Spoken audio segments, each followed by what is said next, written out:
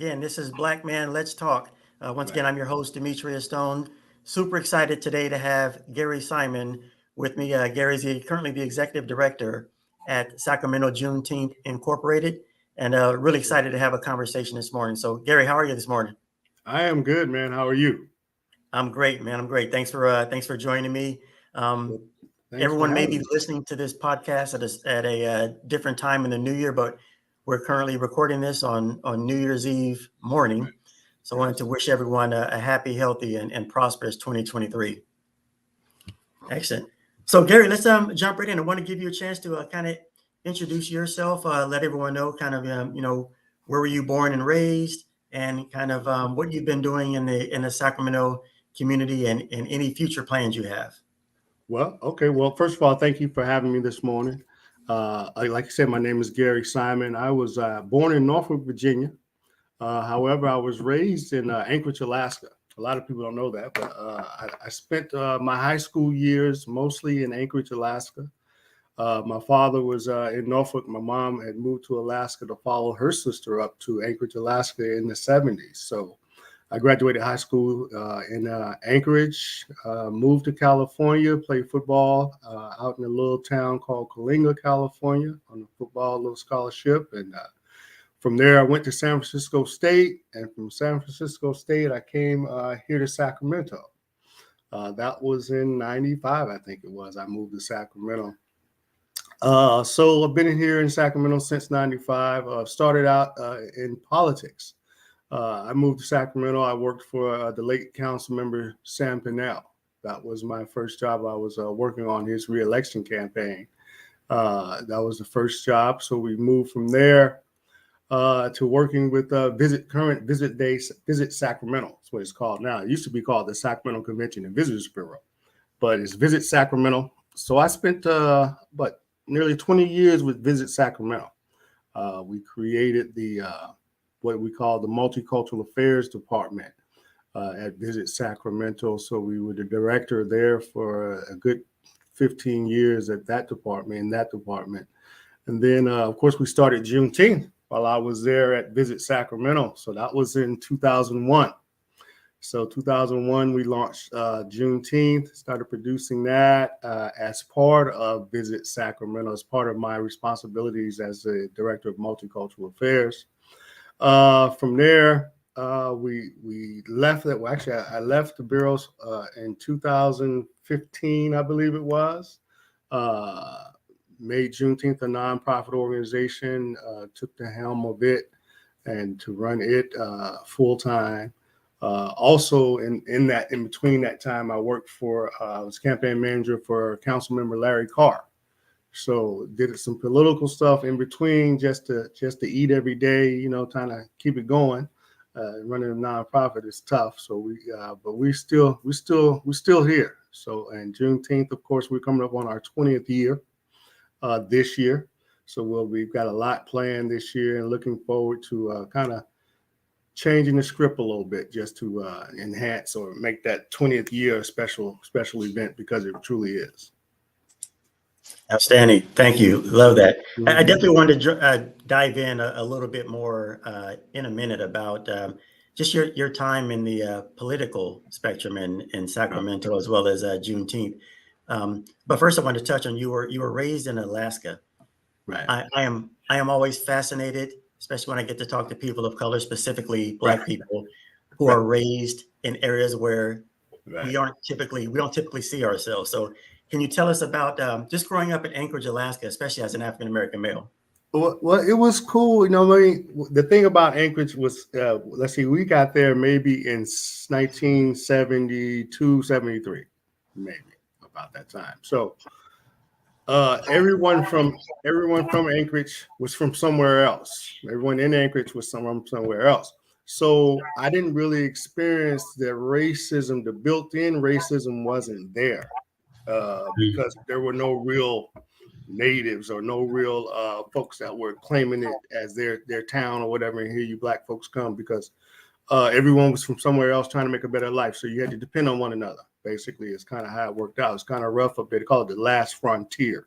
And it's those winters, it can get rough up there. So So we didn't experience that built-in racism. So I went to high school. My high school was maybe 2,000 kids. There was 5 Black families in Anchorage, Alaska in the 70s, and we all knew each other, and we all lived in the same area. But I enjoyed the upbringing in Anchorage because it was outdoorsy, it was all those things. And again, I didn't experience that racism until later. When I came to California is where I really got it in your face racism. Now I'm sure the racism was there, but then I was a child too. So, but we didn't experience it straight up in your face until I got to California. Wow. So it was good. I mean, of course, you got the 19 hours of daylight, right? So you got 19 hours. It doesn't get dark at all. So that was for a lot of folks to come up there. That was a big adjustment, but of course I was used to it. And then in the wintertime, you've got that 19 hours of darkness, which can get depressing. Even for us, it got a little rough being dark all the time. Wow, that's interesting. I've heard a little bit about that. How in the summers it may not get dark until 10 or 11 o'clock at night. Well, no, it won't. The darkest it will ever get is like at 6 a.m, dusk. That's the darkest it will ever get in the summertime. Yeah, but in the wintertime, we went to school at 9 a.m. It was dark. Got out of school at 3 p.m. It was dark. So you're only getting 5 hours of daylight during the wintertime. Wow. So not a lot of suntanning happening in Alaska. Right. No, definitely not. Yeah, definitely yeah. not. You raise a great point, Gary, and you mentioned you didn't see a lot of the or your first taste of in-your-face racism, as you say, was when you moved to California. Mm-hmm. I think that speaks to perspective a lot. People typically think of California as this bastion of acceptance and progressiveness, and people in California would probably say, I never saw in-your-face racism until I moved to the South. Right. So it's interesting how your perspective and where you're raised mm-hmm. really plays a lot into what you see as, quote unquote, extreme or overt racism. That's right. That's right. Yeah.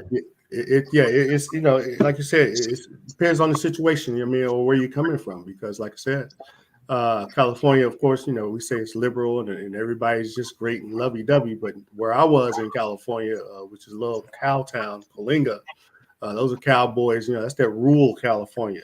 So it was. Found out I was Black then. Tell you that. Yeah. Wow. know. I get to speak to a lot of friends, or a lot of friends after my time in the service. A lot of friends I have across the country, or in my work with my current organization. A lot of virtual calls with people throughout the country, and it's always interesting how people think of Sacramento and California as this very progressive, integrated place. Where if we just look at the numbers, the racial breakdown, it does look very progressive, very integrated. Right. But as I always tell people, there's a great mixture of different races and cultures in Sacramento, but we all live in our own communities. So we're still separated and somewhat segregated. Mm-hmm. Mm-hmm. There's just more Black communities, so to speak. Right. Yeah. So, well, in 2001, Time magazine designated Sacramento as America's most diverse and integrated city. And that was a designation that I played upon, in my multicultural affairs as a selling point, talking about the diversity of Sacramento. And actually, we were able to recruit a lot of good businesses to Sacramento just because on that integration piece. But it's still, we still, like you say, we're separated. We're still segregated. We still are not integrated in all of the neighborhoods and the communities. What the integration comes about is because of the state jobs. Because we're state-run organizations, so a lot of the companies or state-run organizations are doing the hiring of different people, but we're still separated. Yeah, absolutely. Tell us a little bit, Gary, about your role. You mentioned one of your first jobs when moving to Sacramento was working with Mr. Pinnell. Tell me about your work with Sam Pinnell and Larry Carr in politics, and specifically, what are some things that you learned that maybe were surprising to you or that you didn't know once you got heavily involved in local politics? Well, working for Sam Pinnell was a real eye opener. The late Councilman Sam Pinnell, he was the go-to for the Black community. He was the go-to guy for the Black community, and I mean that by if you had a problem with anything, I mean, you know, folk from city messing with your garbage, ain't picking up your garbage cans or anything city related, everybody came to Sam Pinnell. And Sam would go in there, man, and he'd make some changes, you know. He was a real advocate for the community, and I mean the Black community, and everybody was going to Sam. Sam was the guy. I was on the front end of that, and I'm really appreciative of that.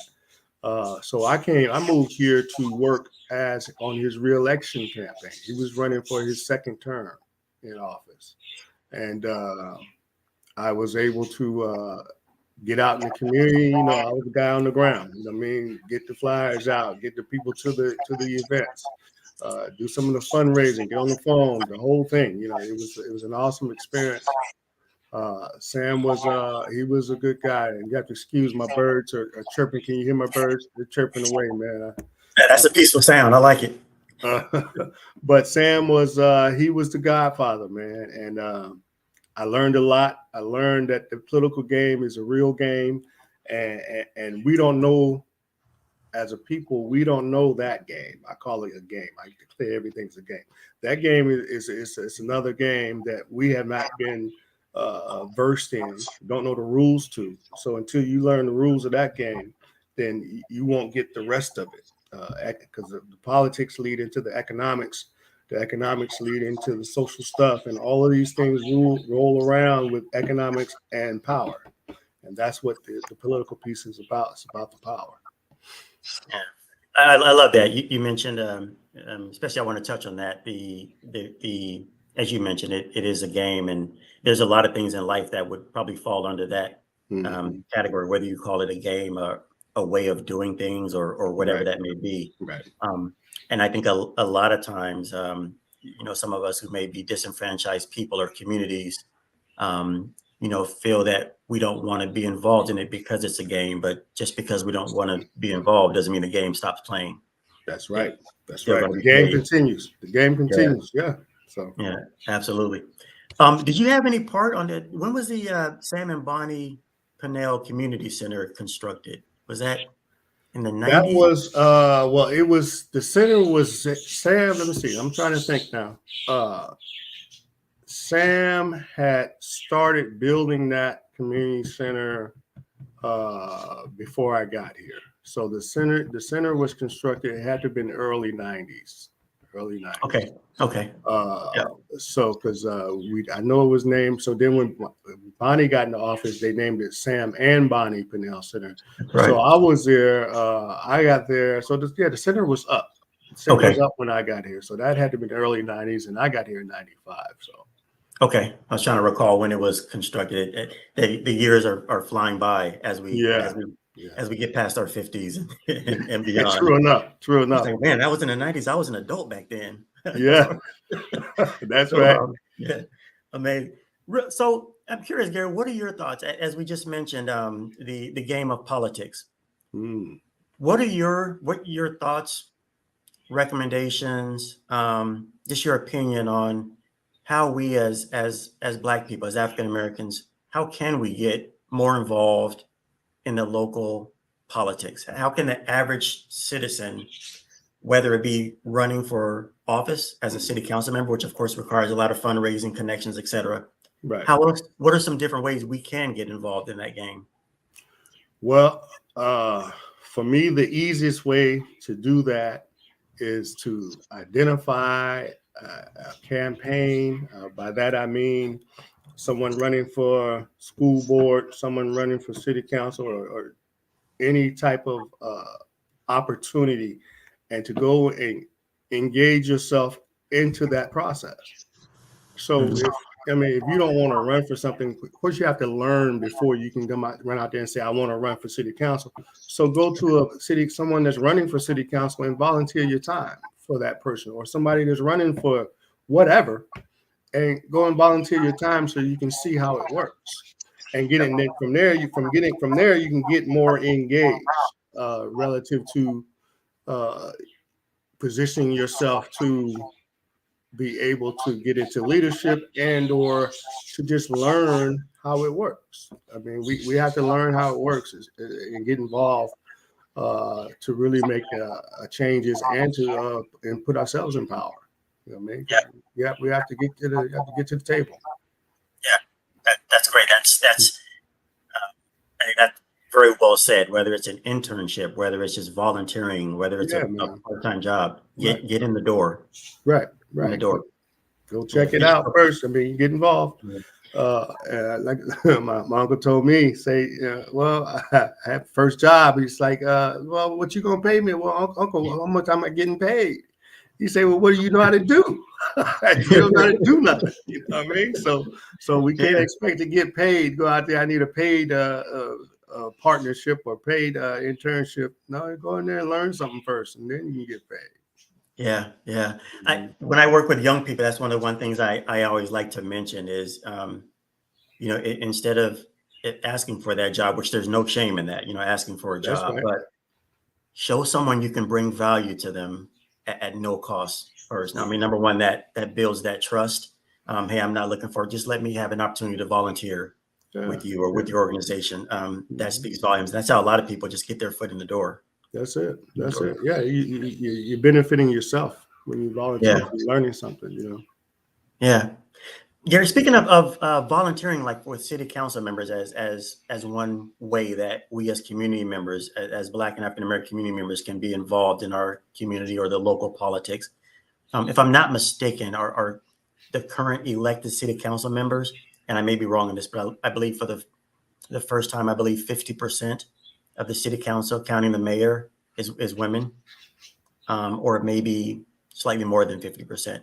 In any event, do you foresee a day maybe in our lifetimes where the majority of city council members are African American, or does it take us getting involved more before that?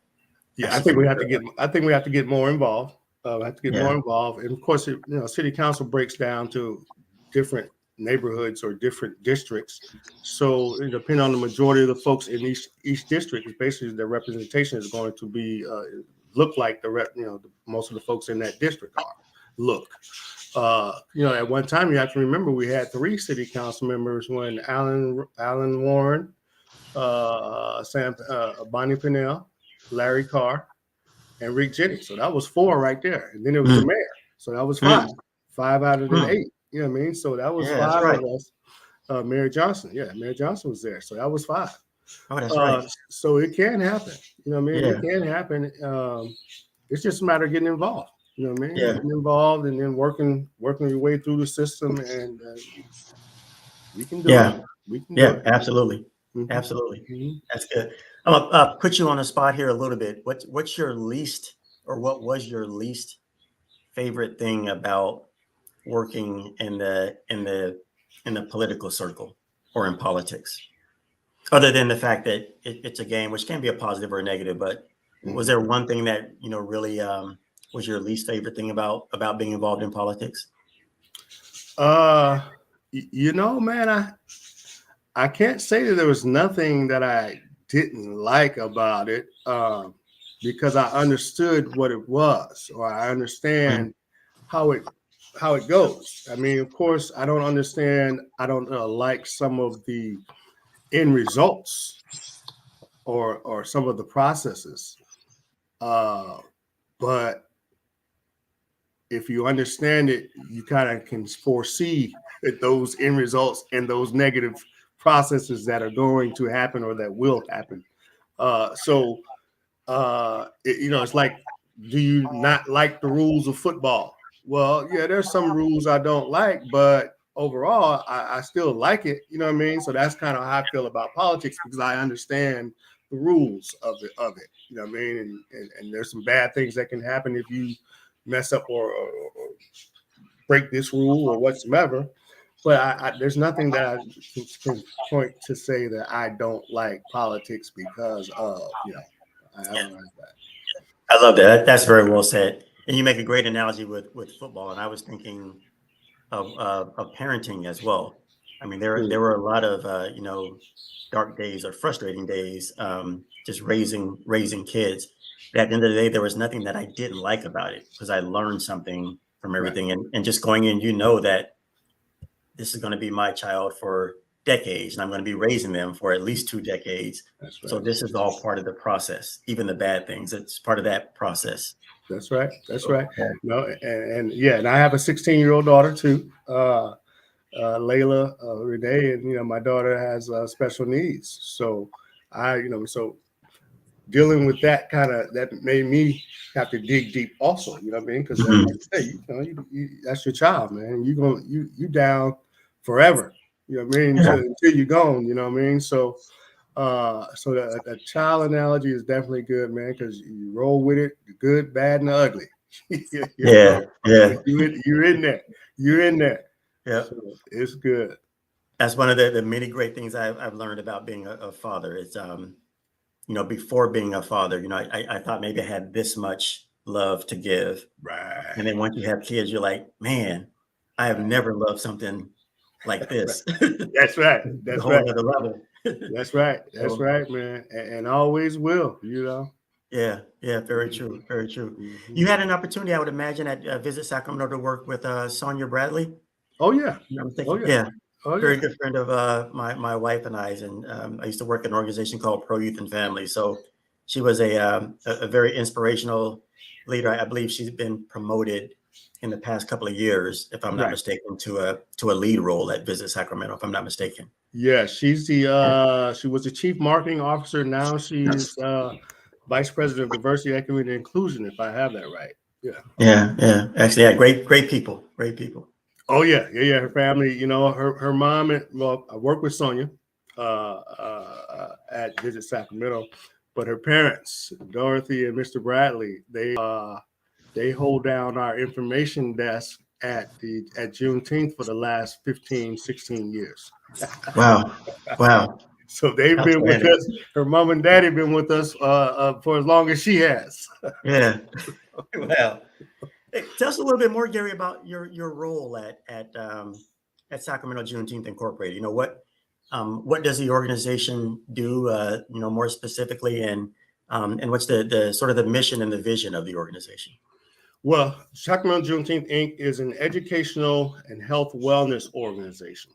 So we definitely want to promote the African American experience in America, as well as the contributions that Africans have made, but while also celebrating the signing of the Emancipation Proclamation. That is what Juneteenth is in a nutshell. But we produce the annual festival, but we also do health, wellness, and educational programs throughout the year. So education, health, wellness, and then the big festival is what we do. So matter of fact, in January, we're doing what we call the MLK essay contest. And then in February, Black History Month, we're going to do an art contest. And then in April, we'll partner with VSP to do what we're calling an eye health clinic. So we have VSP bring the bus out, and you can sign up and get free eye exams, lenses, and the frames, all within the hour or whatever it takes for you to be there. So we try and keep the education and health wellness, and then we cap it off every year with the festival. So we'll do programs every 4 months leading into June, and then October we'll start another, and then start that cycle over again. So that's what we do, man. So we do these educational and health wellness programs, and you can go to our website, Sacramento Juneteenth Inc.org for that calendar of events. And like I say, January, February, March, May, and then June. We got Excellent. some events going on. Matter of fact, I've got my promo flyer for the MLK essay contest right here. So, but you can go to our website and get that information of Sacramento Juneteenth Inc.org. Love that. Love that. Once again, that's Sacramento Juneteenth Inc.org, all spelled out. Right. Perfect timing for us to be having this interview as we lead into the opening of those Juneteenth celebrations. Yes, sir. Leading up to June. Yep. January 19th. Yeah. Yeah. The annual festival, is it every year on January 19th? I'm sorry, No. June 19th? No, it varies. It's always the third weekend. It's always Okay. the 13th weekend. So in 2023, it'll be this June 16th through the 18th. And of course, we start on that Friday night with the Juneteenth Gospel Under the Stars concert, Friday night, the 16th. Last year, we had an all-star reunion. So we brought back a lot of the old school folks that have been with us on our gospel concerts throughout the years. James Jackson, Yardley Griffin, and the Friday night was awesome. So we'll do that. We do the Friday night gospel from 6 to 9. Saturday, we go from 11 to 6. But we'll do our run walk parade at 9 a.m. on Saturday, the 17th of June. That starts about 9 a.m. We do a run walk parade with Black Men Run. And this year, we're going to do a benefit with the State Council on Disabilities. So we're going to do a little run walk benefit with them. Black Men Run would be a part of that. And then we'll roll into the festival at 11 a.m. and do, of course, all the vending pieces, the 2 stages of live entertainment.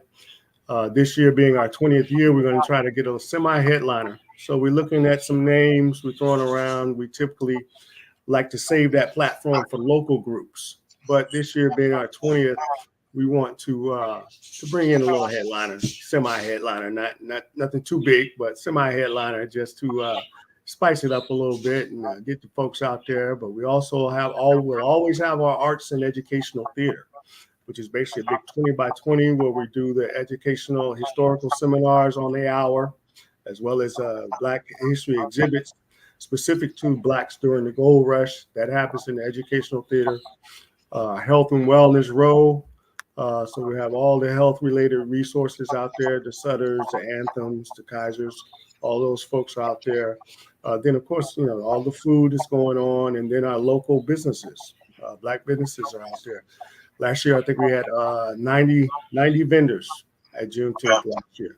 So it's we're happy about it, man. We've been able to keep it going, And of course, now that the designation has come out, now we've got like 5 Juneteenths in Sacramento now, but which is all right. But we're going to keep doing what we're doing, Yeah. When you say the designation, Gary, are you referring to the fact that what was it in 2020, I believe, when the federal government now recognizes Juneteenth as a federal holiday? Okay. Right. Joe Biden recognized it as a federal holiday. I think it was 21, I think maybe. But yeah. So now, the ball is rolling. The word is out. So that's a good thing.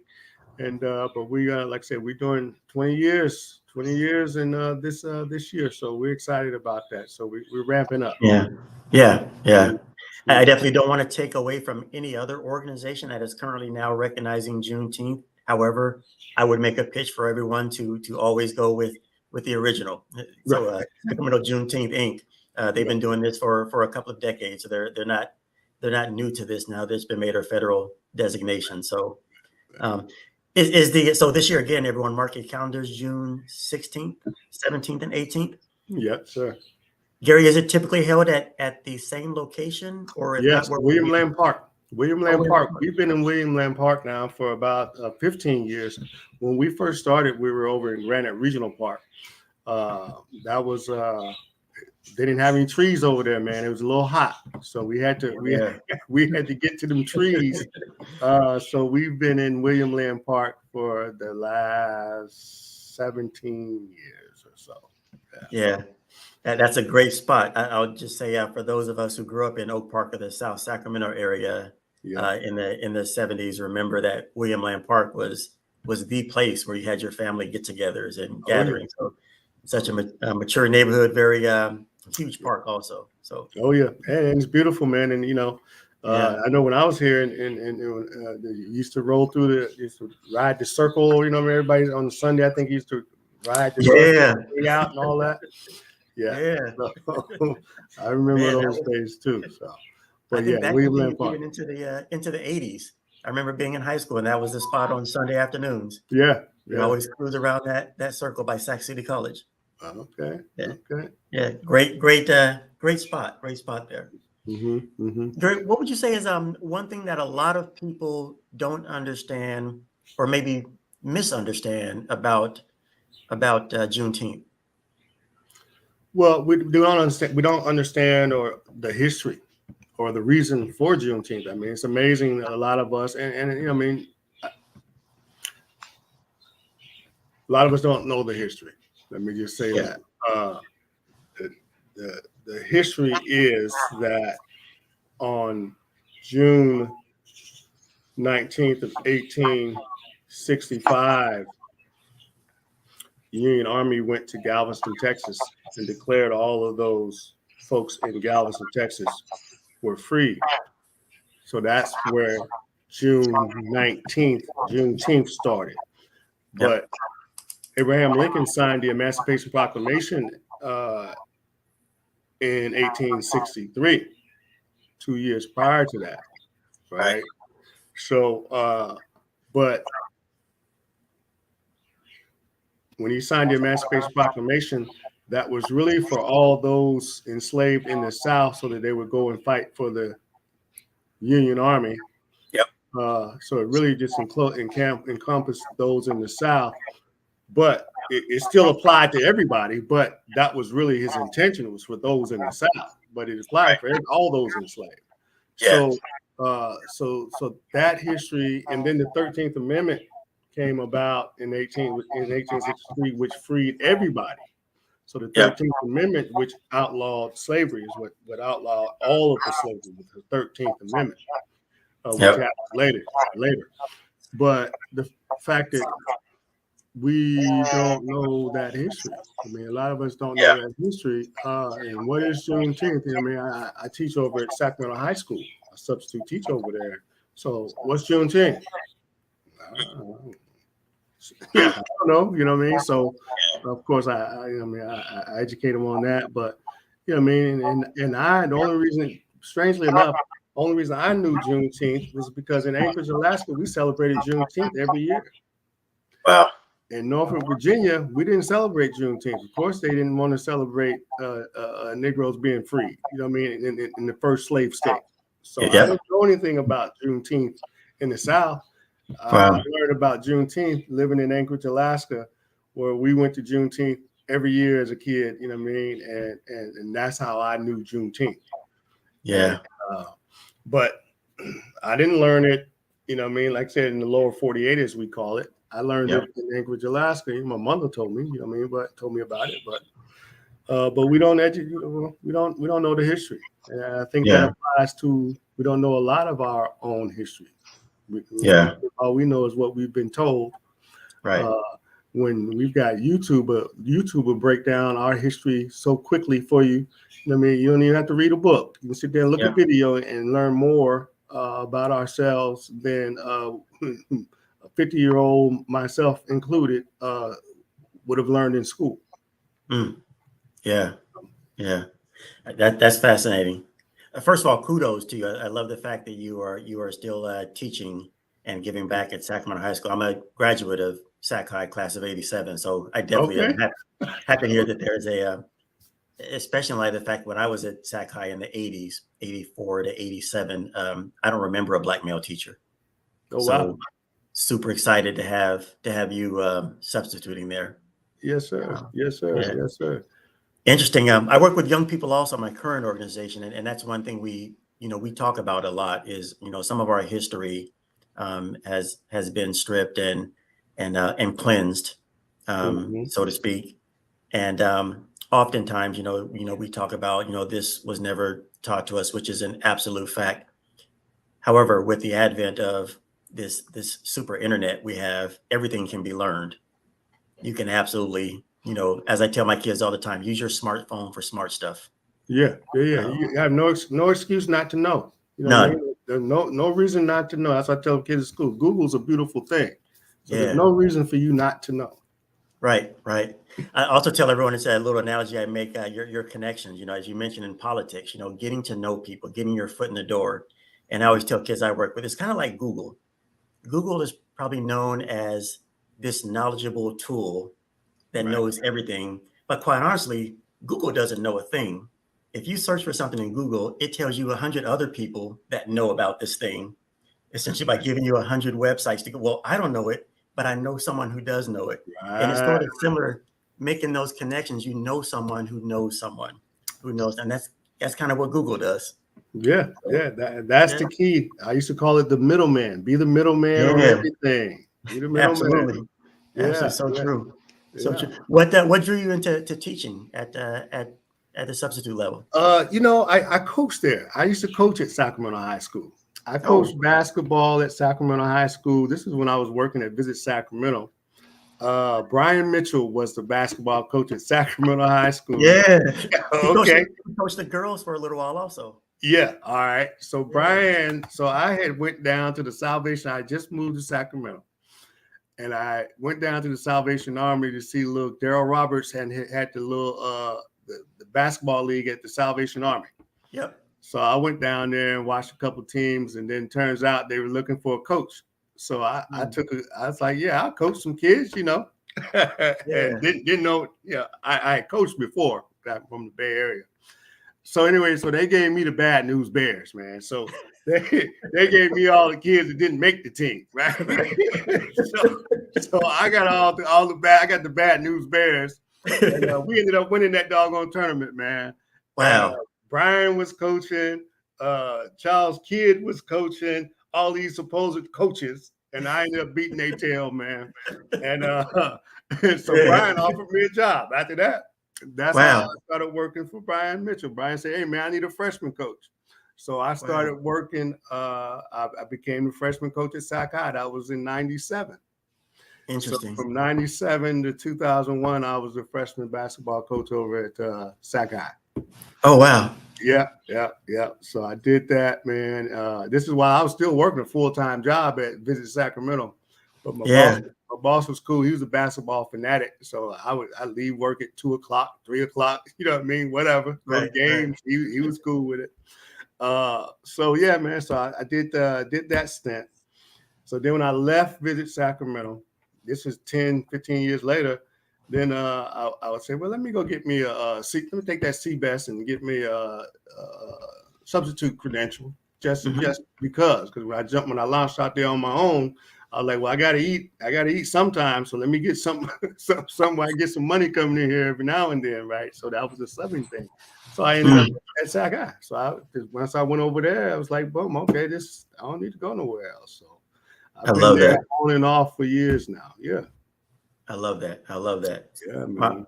My wife took the CBEST about 10, maybe 15 years ago, and she just started substituting now in the Natomas district. And both of you are kind of inspiring me. Just knowing that I don't know, what is it? Less than 2% of the nation's teachers are Black males. Yeah. And as a way to still connect with kids, and also as we get nearer to retirement age, that's something I would love to do. So it's inspiring me to look into taking the CBEST as well. Yeah, it's good, man. It's cool. The kids will keep you young, man. They keep you on your toes too, Yeah. We have two older daughters around the house now. We have a high school daughter as well, which is kind of making me think, do I want to do elementary school, maybe middle school? Yeah. No, I had to go to the high school, man. I couldn't. The little ones, that's too much energy, man. Too much. That's a good point. I do know teachers come home from teaching elementary kids and they're exhausted. Oh yeah, no, not for me. Yeah. So you were still at Sac High during the tail end of or maybe right in the middle of the Derek Swafford years. Oh yeah. I worked with Derek too. Yeah, I worked with Derek for a while so Brian left. So my first year, I was working for Brian, and then that second year, Derek came in. So I coached under Derek for like 3 years under Swafford's program. Okay. Yeah. So matter of fact, me and Swafford's still cool now. He's over at Fortune, and so I Yeah. get his kids come over and help me with Juneteenth every year as well. Yeah. Yeah. That was some great insight on Brian Mitchell's part also to see, man, this cat took these kids Yeah, man. with the road and he beat us. I should have him on my staff. Hey, and I always tell that story too, because them cats, man, they just gave me the bad news bears, you know. Expecting that we just need And somebody we to made it work. We made it work. I love that. Well, Gary, as we wrap up here, man, is there anything else you want to discuss or share, or any plans or projects? Well, yeah, I've got some doing? things going, but I want to commend yourself and Miss Rolanda Wilkins, Sister Rose. She's been at it for a long time, and she's been doing her thing with these young ladies, and let's see, for as long as I can remember, she's been going and pushing. Steady pushing, taking these girls on those trips and so forth. So, Miss Rolanda Wilkins, we commend you and your work, and Brother Demetrius for what you are doing with the program, the podcast. It's a good thing, man. But all I can say is y'all keep pushing, man. We like I said, we old soldiers now. We the old soldiers, so we got to keep pushing. And then my whole thing for me, man, I should have roped in a lot of these youngsters a long time ago. It's the way that's my thing that I'm trying to change. Well, I'm changing that. But as I was coming through the ranks, when I really didn't think I knew enough to be trying to teach somebody else, I really should have. You know what I mean? Y'all can learn right along with me. You know what I mean? But I think that's what we've got to do. We got to rope these youngsters in and keep pushing. As we do what we do, continue to do what we do to help the rest of us. Yeah, I love that. Never giving up on the younger generation, because too many in the educational system or throughout the country are giving up on our kids. We absolutely want to make sure that we don't do the same. So, yeah, man. Yeah. We have to. They are the future. You know what I mean? They are the future. Got to teach them, school them. Yeah, super excited. Also, I definitely want to give a shout out to Rolanda Wilkins as well. I was, super flattered when she, asked me to consider hosting a podcast where we interview local Black men who are doing some great things. So very flattering, and definitely would have loved to have had the opportunity to meet her back when my older daughters were younger, to get them involved in her system. So Before I let you go, Gary, I'd be remiss if I didn't ask you about we're entering 2023, very close to having a presidential election very soon, and we know what some of our options might be on one side, and on the other side we have a gentleman who is we're wondering if he's going to make it through these 4 years, let alone the next 4. So just kind of want to get your thoughts, without getting too heavily into backing one side or another, but just get your overall thoughts on the upcoming presidential election. Oh man, it's a mess. It's a mess. I think Trump has brought out this undercurrent. He's released this undercurrent of American society. And when I say undercurrent, I'm talking about the racists. I'm talking about the ones that feel like they're going to be replaced. All that old rhetoric from all that nationalism type of stuff. So he's released that in America, and that's a threat. That's a problem. That is going to be a problem. So therefore, Trump is going to be a problem. I don't think that Biden is capable of doing another term. He's a little too old for that. The Republicans, DeSantis, he's going to be just as bad as Trump, in my opinion. So I think for the Democrats, who I think would be a good choice would be Gavin Newsom. I think Gavin Newsom. I've been watching Gavin Newsom for a long time, and Gavin Newsom, he's steady. I mean, I haven't. I wouldn't vouch on him or nothing like that. But I'm feeling that he's a pretty steady. He'd be a good candidate, I think. From a Democratic standpoint. But I think we're in trouble, man. I think Yeah. we're in trouble. You got this cat lying about everything, Santos. This cat lied about everything, and they still won't expel him. Won't even deny him a seat. Like, it's okay. You can lie, be a fraud. I mean, we're in trouble, man. I mean, Yeah. the ethics have gone out the window. Uh, the Republicans that were back in the coup, all that came out, and they still are in Congress. They still in the Senate. From Graham on down to Perry, all of them cats, Jordan, all of them cats need to be expelled, man. Because now remember, during the Civil War, all the Confederate senators were expelled from Congress. They expelled them out of the Congress. I mean, because basically you were traitors. You tried to coup on the United States government. So that's what should happen to these guys that helped Trump with this coup. These current senators, current congressmen, they should be expelled. Yeah. But they're not even talking about that. They're not even talking about that. You know what I mean? Just Marty, Jordan Green, all of them. You know what I mean? But so we're in trouble. We're in trouble. The rules don't apply anymore. So now there are no rules of engagement anymore, man. So now it's all in turmoil. Remember, we talked about the game. Trump came in and changed the game. So now there are no rules. None. I mean, how can this guy that lied about everything, Santos, how can he even still be considered for a seat? Right. It's scary. Yeah, it's like, man, you're out. So so I think we're in trouble politically, man, and it's going to be take some turmoil to bring it back to where it was, or it's going to go somewhere else that no one knows, and it's not going to be good. No doubt. I was listening to what you said, Gary. You mentioned DeSantis and Marjorie Greene. I would even throw Herschel Walker in there. I think Trump has made the playbook to where, as long as you keep the base and all these people who are coming up from the underground now, where it's okay to be racist and hate other groups, as long as you can keep them scared of what could happen if the other side takes control, you can lie, say, do whatever you want to do. Herschel Walker, DeSantis, Marjorie, they say anything, and you come back with proof. I got receipts. This is what happened to you. They say, oh, well, that's just, it's amazing. Oh yeah, that how much they have just turned this country into just fear the other side. Oh yeah, that's our goal. Yeah, That's you're right. It's definitely scary. Definitely scary. Yeah. I think I just have my own little theory. The reason why they are a little loath or dragging their feet on expelling these members of Congress, I think the left and maybe even some moderates are fearful of what would happen if they did that. I think they see like another January 6th. If we expel these people, their base, what are they going to do? How are they going to react violently? I think there's fear. That's kind of what we live on now, just fear. Right. Yeah. Well, you got to remember too now.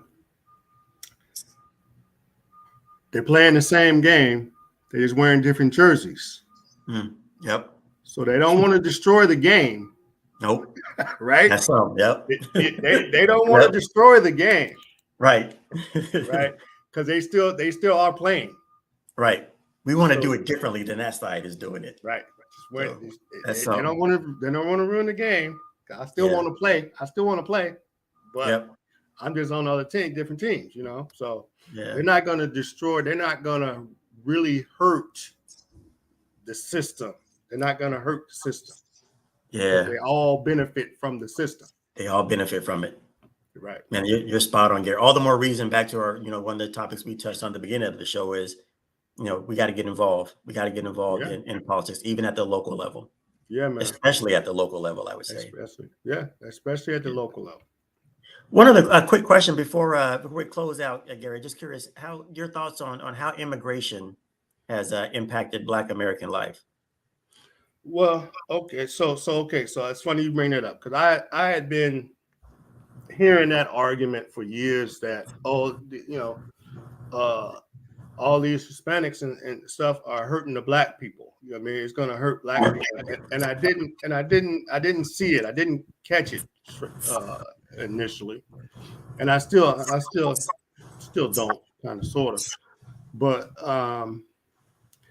it's too many people, man. it's you know what I mean. The bottom line is it's just too many people rolling in. You know what I mean. It's a lot of people that are just coming into the country, man. And so, how is it the system can't support it? I mean, I mean, logically, just in its purest form, way too many people, something's going to be out of balance. And most of those folks are coming over and they're getting the benefits and they're living off the system, what we call welfare and all that, and they're getting all these benefits and the free resources and all those things, right? So we got to account for that. There's got to be a balancing act. You know what I mean? And I don't think that the government is making the economic adjustments to accommodate, because they don't want to. They don't want to accommodate these people, first of all. So they're definitely not putting more money into the system to help these people, the immigrants. I don't mean to call them these people, my bad. But to help the immigrants that are coming in here. So it's going to break. The system is going to break. And it's going to be too many people. And then it's going to add to the he versus you versus me situation. It's going to create more problems. And of course, the only ones that are going to be fighting are the black and the brown, going to fight over the crumbs. That's how it's going to come down. The black and brown going to fight over the crumbs, as it always does, ends up, and keep our eye off of the real problem. Yeah, man. Yeah. That's definitely something we don't talk about.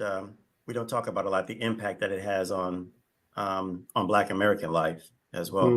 I'm always just curious on how we learn from history. Would you say these times do you see any similarities between our current times and maybe what was happening after the Civil War, or maybe even after the Civil Rights movement of the 60s? Do you see any similarities and anything that sort of gets you alarmed at what's happening today, just based on history?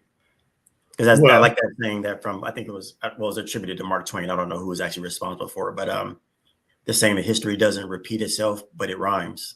Oh yeah. Well, you got to remember during Reconstruction. Okay, so after the Civil War, then the U.S. went into what they call the Reconstruction era. This is in 1867 to 77. All right, so now we're going to reconstruct the South and that's where we got that term, give the black people 40 acres and a mule.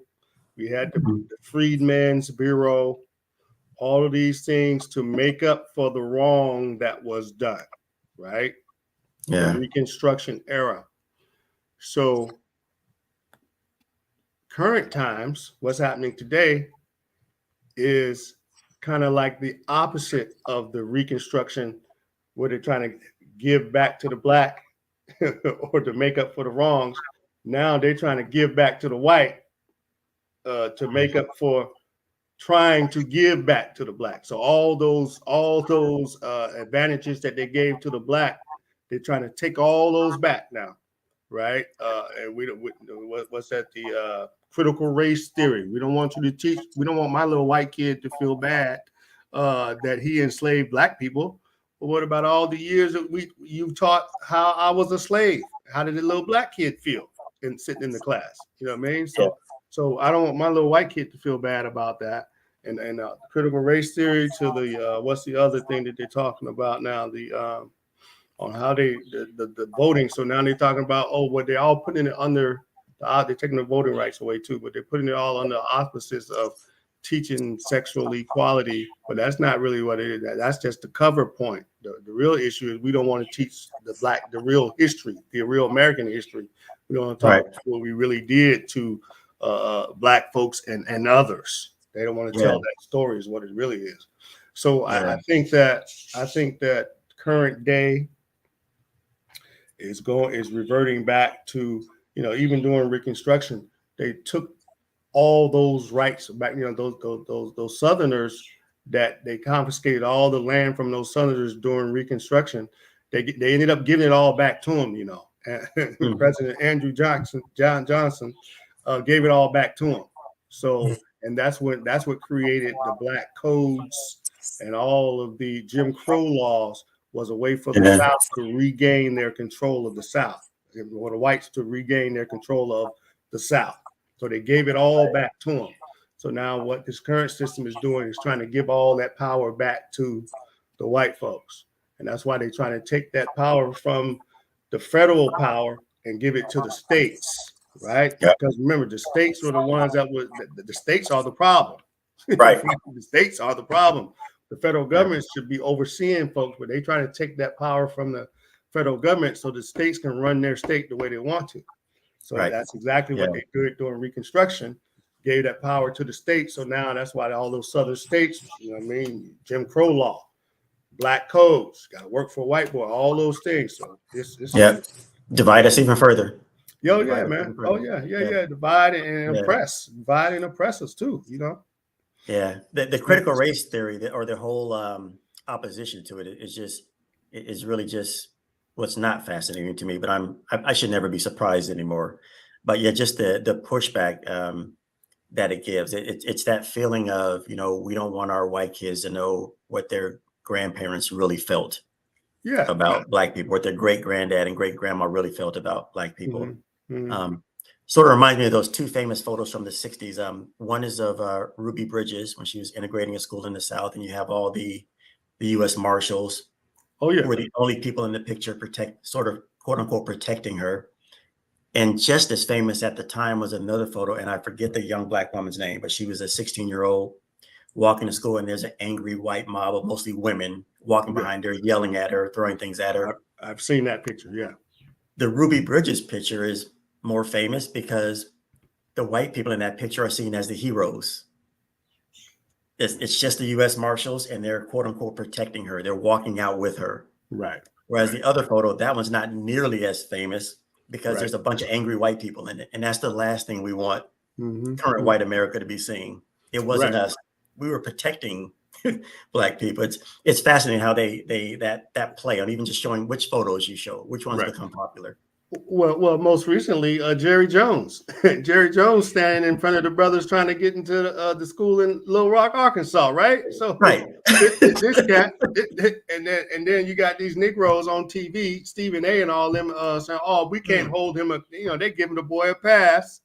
And look, Jerry Jones ain't hired no Negroes up in that cowboy organization. Ain't no black coaches, no black nothing, no. You know what I mean? And so apparently. That meant something to him. You know what I mean? Oh, he was only 14 there. Yeah, it carried over, obviously, because the boy about 90 now, and he still ain't got no Negroes over there. Yeah. So just another fascinating. You know what I mean? And that's, we got to wake up, man. You know, for real. they you can't be co-signing. You know what I mean? Should nobody be co-signing on nothing like that, man. Yeah, that's just another example, as I guess the defense of Jerry Jones was, hey, he was a young person. He was a teenager. We all make mistakes as teenager. The problem is we pay for it with our lives, whether it's Tamir Rice, name any black male, you are responsible for your actions at 13, 14. Whereas this high school white kid in Arkansas, he was just a kid. So we all know how that goes. That's a whole nother story. Well, you're 90 years old now, brother. Well, what have you done? What have you done since then, man? You got any Negroes over there now? Still don't. Nope. Still don't. Man, come on. Speaking about helping others, one other question I wanted to ask you before you go, Gary, is just recently there was an African summit where a few weeks back where the U.S. president back promising, or maybe the African summit requested the United States help Africa by promise, $65 billion or something similar. And we've already given Ukraine almost that amount. Just what are your thoughts on that? Or do you have any thoughts on that? Have you followed that story? Man, yes, I have some thoughts on that. They should not be giving Ukraine $54 billion, first of all. Well, let me not say no. Let me not say that. I don't think that it's justifiable to give Ukraine $54 billion now for their aid and so forth. When in this country, the homeless situation is completely out of control. That's a national emergency. Yes. For now, Ukraine. This is the same Ukraine that Trump tried to steal the money from to help him fight off Russia way back when, right? So now, but no one's talking about that. Trump tried to make the man tried to hold the man's weapons so that he can get some dirt on Biden. You know what I mean? Just some shady stuff, man. And but nobody's talking about that. And then the current White House turns around and gives Ukraine after Russia invades, because basically that's why Trump held the weapons so that Russia could go in there and tear their tail up, which they did. And now Biden wants to go get these people $54 billion. It's just it's backwards, and the same with Israel. Israel should not be getting all this funding and support. And like you said, the Africa piece, Africa, the U.S., France, Spain, Germany, all these, and China at this point are all just raping the resources of Africa, and always have. Always just been a resource mining country for them. They go over and steal all of the people and all of the resources and leave the people destitute. And they pop up these governments, corrupt governments. I mean, you know what I mean? Let's just call it like it is. So I'll give one person a whole bunch of money, and so to justify me coming in and taking everything I want. And that's what creates that corrupt government in Africa. And and it's sad. And I don't know how you stop that, man. You know what I mean? I don't know how you stop that. That's my thoughts. It's a terrible thing. Yeah, I would completely agree. And you're right. You haven't heard any, at least I haven't heard any huge backlash about what we've given Ukraine, because the story is spun to make it seem like this money, there's a return on investment, our safety, our democracy. No one questions that. But yet there was a recent report that said recently that California can cure the entire homelessness problem over the next few years at a cost of about $8 billion. Yeah. And everyone is having $8 billion for, which is just a fraction of what they gave Ukraine. Exactly. And as the average person, how does that come back to help you or your community or your even family? And they could not explain it one bit. No. I could explain in a minute how not having homeless people in this state would greatly impact and improve our community. Right. Having homeless people on the corner, that helps me a lot. You know what I mean? Put them people somewhere. Yeah. I think the government does a great job of spinning things to help confuse the average American, or make the average American think that they should trust the government. The government's done a great job of how to do that. So that's how you remain in power, man. You know, that's that psychological game, you know? Yeah, so true. Last question here, Gary. Man, I love this conversation, great in-depth conversation. But one of the questions I wanted to ask was just to get your thoughts on reparations and what should be our focus as Black people in 2023, in your opinion. Man, as we have to. Now reparations. Okay, so reparations. Yes, we are owed a whole lot. Yes, we deserve a whole lot. And cash. If you're gonna do something, it's cash. I heard one pastor say, "I want some land." Pastor say, "I want my 40 acres and some cash," right? And I was like, you know what? That is a good thing. That's a good thing. But I don't know how they're gonna formulate that distribution. That's right. Now, I'm not saying that they shouldn't do it. That's not going to be the reason not to do it. But I'm just saying, I think now the figure is what, 300,000 per person is what I've heard, or something like that. But yeah, we're old, man, and I don't know. I mean, we are old. America's wealth was built on the back of free labor, which is slavery, free labor. And to this day, the prison system, free labor. You know what I mean? the prison, as well as the school system, private schools, and all this, and private security that the government hires out, the Blackstones and all of these people, man. These are just people getting rich, you know. But reparations, I don't, you know, what I mean, yeah, we're old. Give it to us, you know, what I mean, we deserve it. All the wealth, America's wealth, is built off of the free labor. So how they figure it out, I'm with it. I definitely, you know, what I mean, it's a good thing. Yeah, I would imagine the total cost, if you, whatever that figure is, if you were to give it to every Black American, it's probably not going to be equal to what you gave Ukraine. So yeah, whatever that's worth. Well, you got to remember remember they atoned to the Japanese. I mean, remember they gave the Japanese their reparations, and they gave the Native Americans their reparations. I mean, of course, it doesn't, very minimal amounts, but at least they made the gesture. But they haven't even attempted to make a gesture of giving us anything. Yeah, which says everything. Yes, it does. Yeah, absolutely. Yes, it does. Yeah. Gary, man, it's been a pleasure chatting with you, getting to know you today, and conversation, which we touched on so many things. And I just want to thank you for your time, man. And I just love being able to do this show where I learn a little bit or a lot from everyone that I get to meet. So. Well, same here, Brother Stone. Keep it up, man. It's you know, this is the beginnings. You know what I mean? Conversations, because we know we can all learn from one another, man. And it's good to just vibe with somebody. So I appreciate you as well, brother. For sure. Absolutely. Hopefully we'll get a chance to meet in person one day. Yes, sir. I'm sure Sister Rolanda gonna make that happen, man. Yeah, absolutely, sir. With that being said, man, have a very happy and safe and prosperous 2023. And you too, man. And Happy New Year to you and yours. All right. Thank you. Appreciate it. All right.